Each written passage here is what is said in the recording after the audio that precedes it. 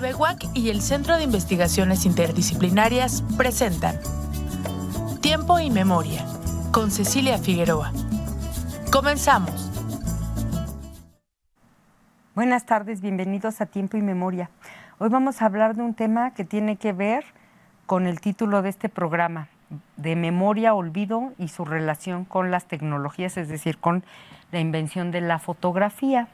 Y para hablarnos de este tema nos acompaña César Holm, quien está en la maestría en Filosofía Contemporánea Aplicada de la Facultad de Filosofía y que justo está realizando una investigación con este tema. Hola César, gracias por estar de nuevo aquí. Hola maestra, ¿cómo está? Buenas tardes. Buenas tardes.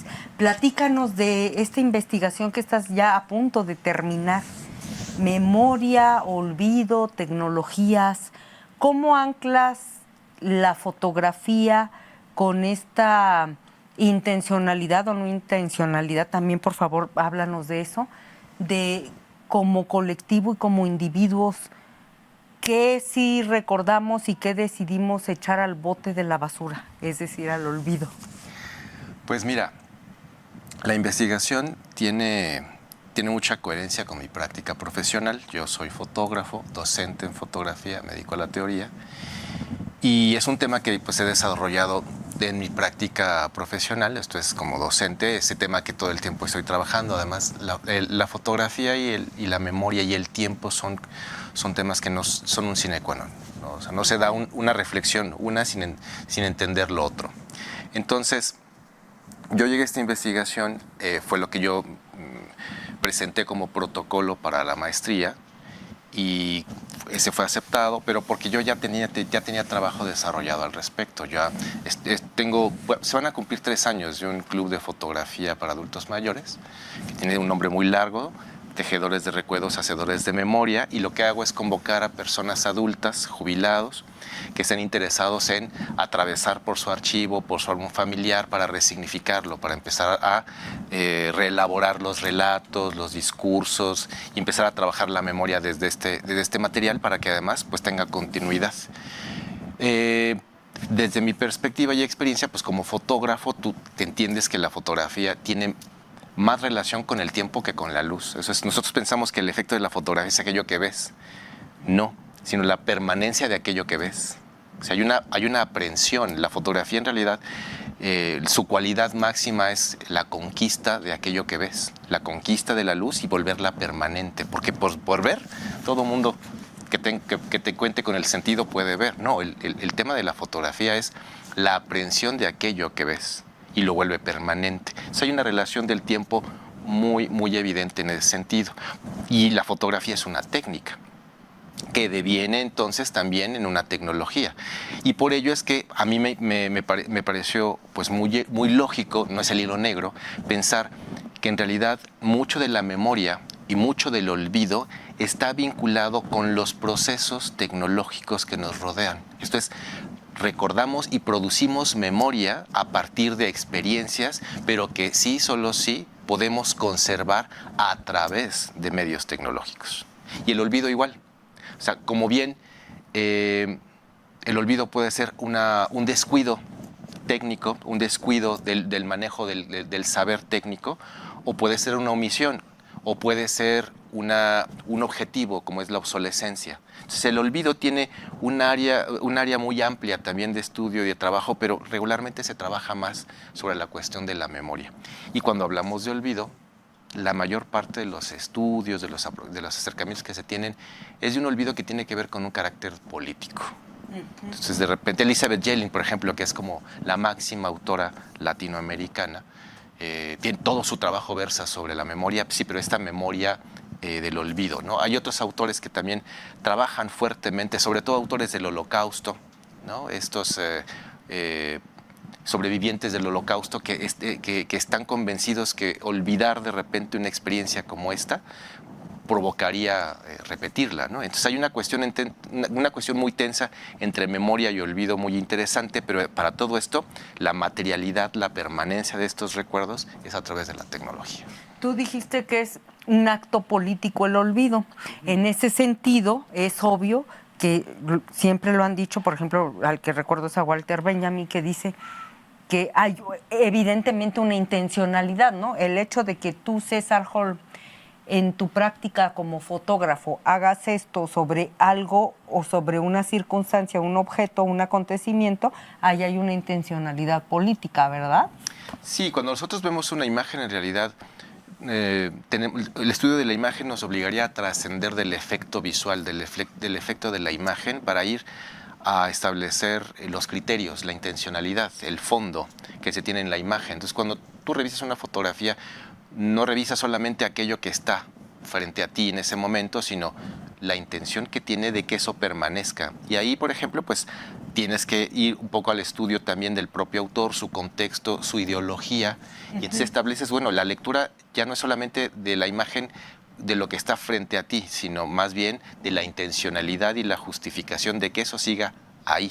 Y entonces hay un estudio como muy interesante al respecto sobre los criterios, la intencionalidad, la trascendencia, la selección, en tanto que es esto o es aquello, el encuadre, porque además siempre que vemos una fotografía es la delimitación de un tiempo, la delimitación de un espacio y la delimitación de unos cuerpos, para de ahí sustraerlos a otro espacio, a una alteridad que se convierte en otro cuerpo, otro tiempo y otro espacio, ¿no? Te voy a hacer una pregunta. Como fotógrafo, como crítico y estudioso de la fotografía, y ahora como alguien que ha brevado de estos teóricos maravillosos y que ya eres como el experto en todo este tema. A ver, para César Holm, ¿qué representa en la historia el hecho de la aparición de la fotografía? Es decir, por ejemplo, teníamos los códices en el México prehispánico, ¿no? Que también hay una intencionalidad política. Luego tenemos en Europa, por ejemplo, el óleo, ¿no? Las casas reales pintadas, ¿no? Las meninas, una intencionalidad. Sí, pero para César Holm, el fotógrafo, ¿qué representa el hecho de que aparezca la fotografía? ¿Representó un salto cuántico? ¿En qué sentido? ¿Qué nos aporta que no teníamos antes? La pregunta que me haces es bien interesante, pero implicaría un doctorado.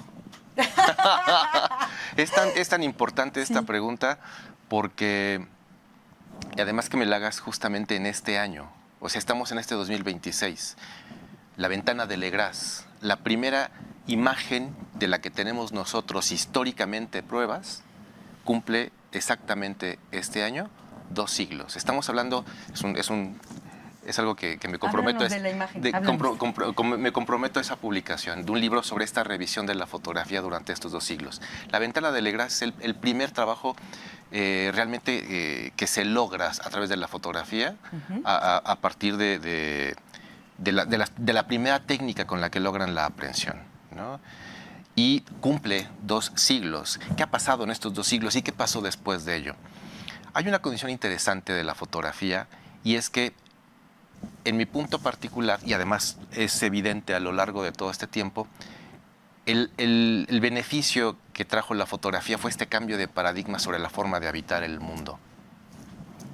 Una forma de habitarlo distinto, porque la fotografía, al replicarlo, al reproducirlo, al hacer mundo, como diría Hannah Arendt, al hacer mundo a partir de esta técnica y los resultados tecnológicos de esta técnica, lo que tenemos es un acceso un acceso a poder aprender el mundo. ¿En dónde viene el efecto interesante? En lo que nosotros podríamos llamar la democratización de la imagen.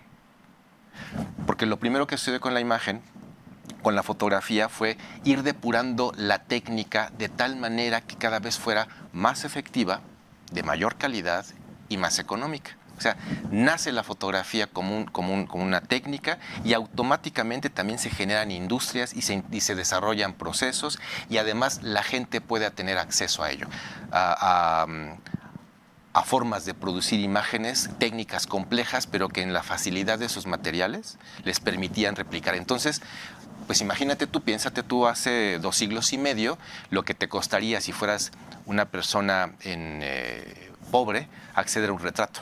No, imposible. De hecho, fíjate que eso es muy interesante. En el caso que conozco, que es el de México, los retratos de visita, o cómo se llama, las tarjetas de visita que utilizan ¿quiénes?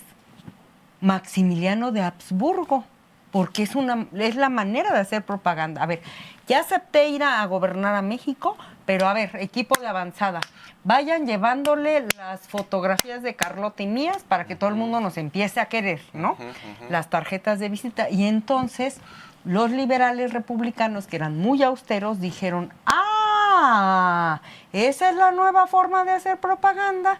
Y entonces vemos a un Benito Juárez muy vestido de frac, así sentado en una silla con una posición muy como de macho alfa, ¿no? Aquí el que manda soy yo.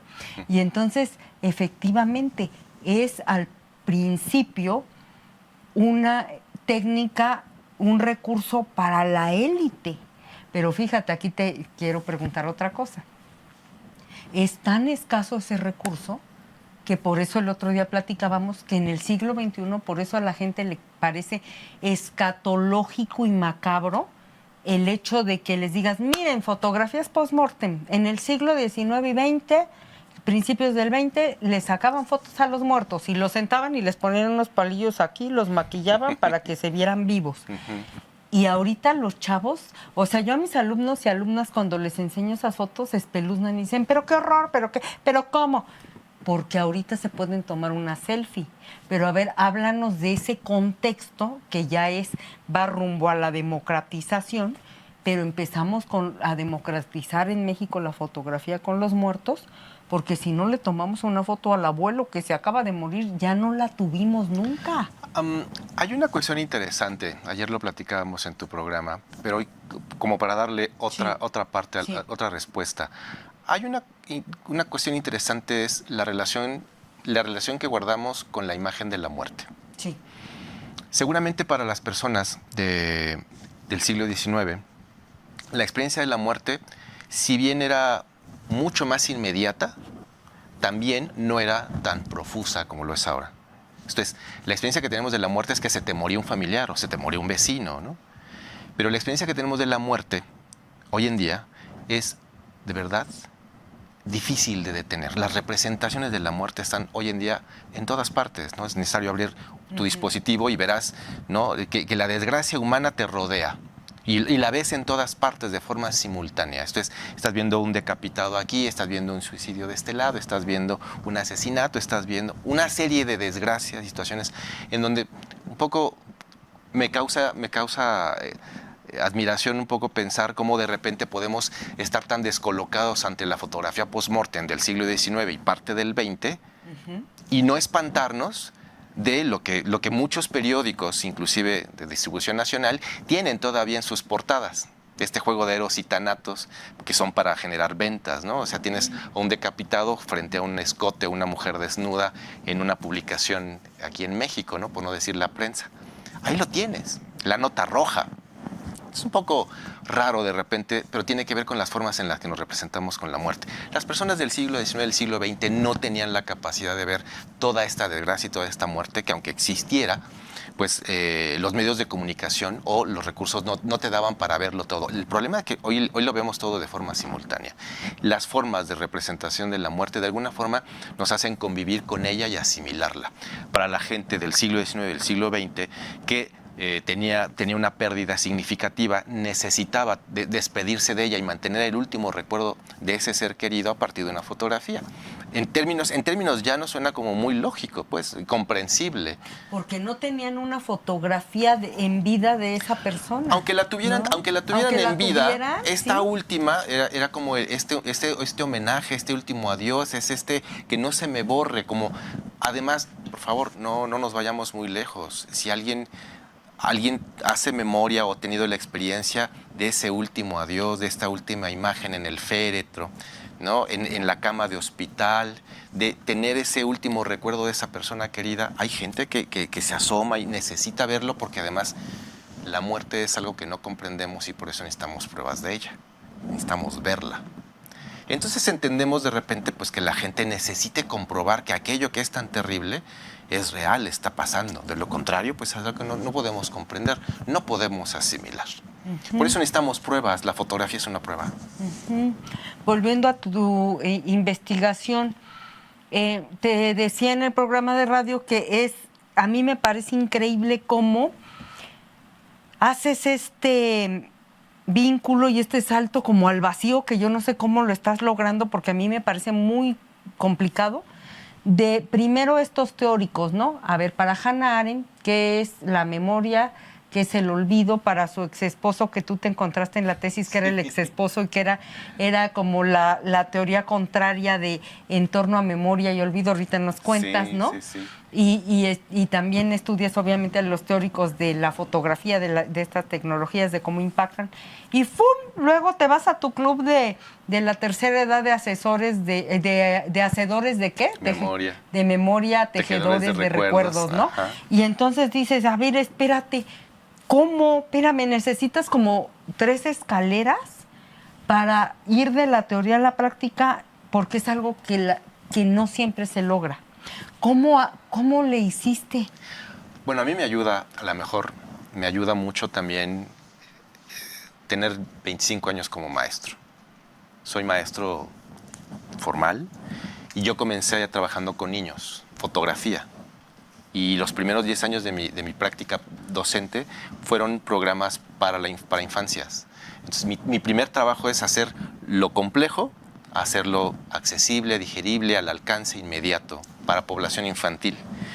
Entonces, de ahí ya tienes un poco ganado el terreno, porque sí, ya cuentas un poco como con esa herramienta. Lo demás, tampoco es que se necesite mucho con la gente adulta. No, porque, para nada. Porque hay una cosa que hay que reconocerles, es que no importa su procedencia, no importa su nivel académico, su oficio. Estamos hablando de gente de mayor de 65 años. Tengo gente de 81, 83, he tenido gente de 80 y tantos años. Que si algo sabes de la vida. Ahora, la forma de llevarles a estos filósofos, a estos autores, estas escritoras, no es otra cosa más que ponerles enfrente lo que ellos seguramente desde otra estructura ya conocen, ya lo entienden. Así que no ha sido para nada complejo acercarles esta información, porque referentes ya se tienen. O sea, los filósofos no están inventando el hilo negro, o sea, hablan de aquello que trasciende, atraviesa y significa a nosotros como habitantes de este mundo. Por lo tanto, dicen, nada humano me es ajeno, ¿te acuerdas? Uh-huh. Entonces, parece complicado, en realidad es nada. Yo lo decía accesible. Por ti, no por ellos, porque sí me queda claro que esta hasta denigración o falta de valoración de las personas de la tercera edad es un resultado superfluo de la posmodernidad, porque pues recordemos a los abuelos antes cómo se les respetaba el valor que se les daba, porque pues me queda clarísimo que los que tienen la sabiduría de la vida pues son ellos. Pues, claro que, o sea, acuérdate de Emily Cioran, que dice cuando lo entrevistan, oiga, ¿y usted de los grandes filósofos de quién abrevó, no? O sea, y él dijo, de nadie, son una bola de estúpidos. Yo abrevé de los campesinos de mi pueblo, que salen a pastar con sus animalitos en el monte. ¿Qué voy a estar abrevando de los filósofos? Esos no saben nada, ¿no? Así las personas de la tercera edad, por supuesto que la sabiduría está en ellos, sí, ¿no? Sí, sí. Claro. Sí, aquí la cosa es como elegir como el tema, ponerlo al centro, discutirlo un poco, generar el pie, y la verdad es que todos tienen los recursos suficientes como para preguntarse y para opinar. Así que ha sido pues muy enriquecedor. Yo en realidad voy a aprender. Sí, claro. ¿Y tú cómo vas a hacer esta amalgama en la tesis? O sea, esto que haces con el Club de Hacedores del Recuerdo, ¿cómo lo vas a empatar en la investigación respecto de tus teorías estas súper elevadísimas? Eso es lo que yo sería como incapaz de hacer. Ellos, es un club de fotografía donde no necesariamente van a hacer fotografía, sino van a comprender la función de la fotografía en términos de archivo, con ello de memoria. y empezar a trabajar el archivo desde la memoria. Entonces, muchos de ellos trabajan sobre esto, que es de lo que yo hablo. Y por supuesto que hay un análisis de la técnica, ¿no? una consecuencia también del devenir tecnológico, y ahí es en donde vamos nosotros un poco sobreviviendo y acompañándonos con las referencias de lo que fue todo el aparato teórico de mi investigación. Qué interesante. Oye, y aprovechamos para que nos invites a tu curso. Es eminentemente, o sea, es por Zoom, punto, ¿verdad? Sí. No, es. Y te quería preguntar, mira, este curso que vas a dar se llama Cuando todo pase, solo quedarán las fotografías. Y aquí este título me evoca a algo que tú ya me habías dicho. Lo que pasa es que la fotografía siempre es pasado. Nunca me había puesto a reflexionar, tienes razón. Nunca es presente y nunca será futuro. Siempre es pasado. Por eso nos causa tanta nostalgia y por eso yo infiero que le pusiste a propósito, cuando todo pase, solo quedarán las fotografías. Curso sobre la relación entre fotografía y memoria. Y es a distancia, un curso a distancia. Y está súper barato. Cuesta 900 pesos todo el curso y son 4 sesiones. Sí. En febrero, arrancas el día para conmemorar la Constitución del 17, tú arrancas el 5, ¿verdad? Constitucionalista. 5, 12, 19 y 26, y además está muy cómodo el horario, de 7 a 9 de la noche. Platícanos en dónde te podemos contactar para inscribirnos. Por favor, quien esté interesado en trabajar estos temas, contácteme en el WhatsApp 55 3506 8314 o escríbame al correo cesarholm, H-O-L-M, cesarholm@gmail.com. Ok. Y aquí, ¿qué vas a hacer con los que entren a este curso? ¿Cuál es el propósito? Pues vamos a hablar como del papel que juega la imagen en términos de evocación, los apegos, lo que nos vincula, las experiencias que quedan y que resultan y que además se transfieren, sobre todo de lugares, de momentos y de personas que ya no están con nosotros, y que entonces la forma de rescate en donde se depositan finalmente son en fotografías. Vamos a trabajar un poquito de nostalgia. Y no se necesita ser doctor en artes no sé qué, o sea, todos podemos entrar. No haces discriminación tú no tienes formación de artista plástico. Todo nada. aquel que haya perdido algo está invitado.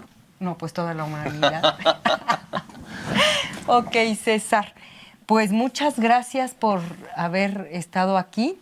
Esperamos que ya muy pronto seas maestro en filosofía contemporánea aplicada con esta investigación que estás así de terminar. Muchas gracias. Gracias a ustedes. Gracias. Gracias. Gracias. Y a nuestros televidentes, gracias por el favor de su atención. Nos vemos en la próxima emisión. Buenas tardes. TV UAC y el Centro de Investigaciones Interdisciplinarias presentaron Tiempo y Memoria, con Cecilia Figueroa. Gracias por acompañarnos.